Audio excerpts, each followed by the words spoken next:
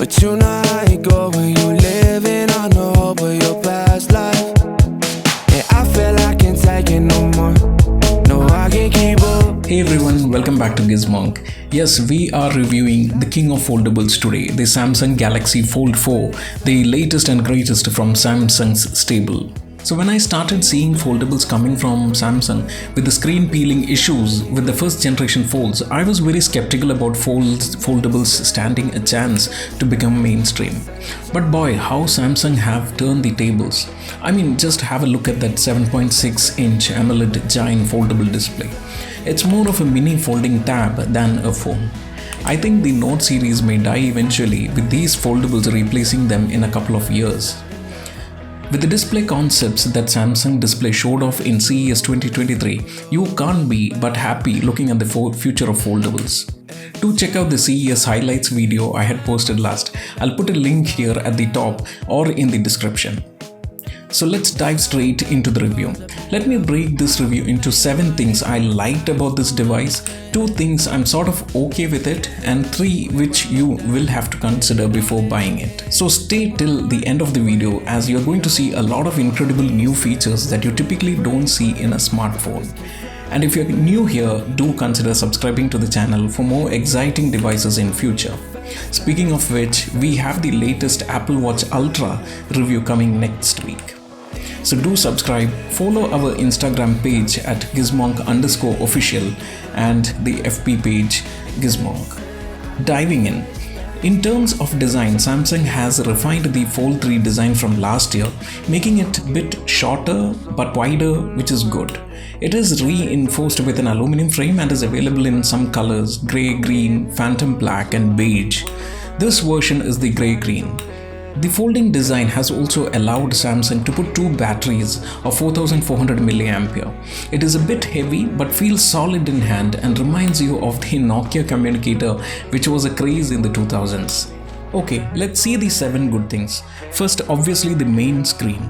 The main foldable display with that screen real estate. It is a 7.6-inch dynamic AMOLED 2X display with a high resolution and Corning Gorilla Glass Victus Plus, which Samsung claims it resists scratches. Compared to Fold 3, it has an adaptive 120Hz refresh rate adjusting from 1 to 120Hz, which means it will be buttery smooth.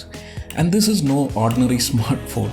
It has a second display on its cover, which is 6.2-inch HD Plus dynamic AMOLED screen. Colors are really fabulous with the typical AMOLED vibrant visuals, and with that high resolution screen, everything looks stacked, sharp and great to look at.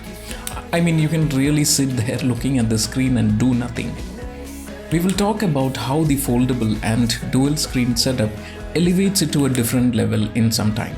If there is something that Apple can't make fun of Samsung in their ads now, then that would be this display. Another interesting design is the camouflaged under-display camera on the big Infinity Flex display. It intelligently hides itself, and if you really watch closely here, you can see it working in the background, all of which makes the screen more immersive. And I know one question on everybody's mind would be, how is the crease or the folding line in the middle of the screen? Well, it is still there, but the good news is that you tend to forget it while watching the videos or while using it. It is actually Samsung's hinge mechanism that causes this crease in the middle. But one advantage that it gives is that it makes the phone water resistant compared to other foldables from the competition. Second is the usability of the front screen. It is not just a fancy screen, it is surprisingly good to use the screen while it is folded. After some time, I found myself using the front screen for many quick peeks, including watching YouTube. So the ease of using the second screen with one hand is great. It is basically 2 phones in one with nearly the weight of a less flexible phone. Third, a fast fingerprint scanner. The fingerprint scanner on this thing is blazing fast. As you can see, it just needs a quick touch and you are in. Fourth is the multitasking capability. I think this phone is going to be legendary for its multitasking capability more than its display. Paired with S Pen, this is going to be a mini tab or computer. Business executives and people who like to open 2-3 apps and do things parallelly will love how Samsung has implemented the multitasking feature. When you open multiple tabs from the taskbar below, you can drag other apps into this flexible area, and there you have multiple apps open which you can work with. Samsung should get some credit for how they have optimized the latest UI with Android 12L. It just feels buttery smooth. Definitely the high RAM of 12 GB and adaptive refresh rate does help in making this very smooth. It almost mimics the way we work on Windows computer with its taskbar environment, and the taskbar is not intrusive when you are working on different apps. It just minimizes. Samsung also claims that 35 plus third-party apps are now optimized for the multi-view. From video calls to quick edits, one of the most powerful 4nm chip, Snapdragon 8 Plus Gen 1 processor shines through with its performance.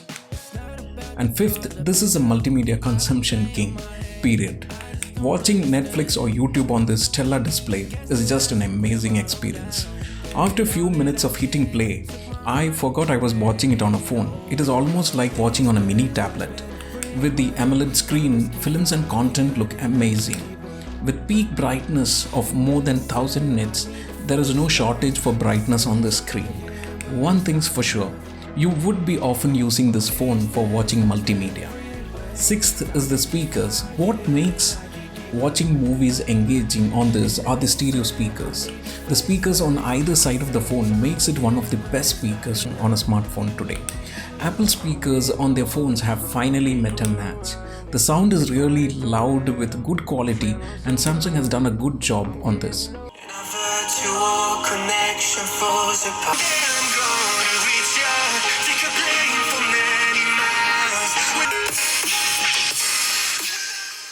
The Dolby Atmos audio coupled with the stereo speakers are amazing to listen to.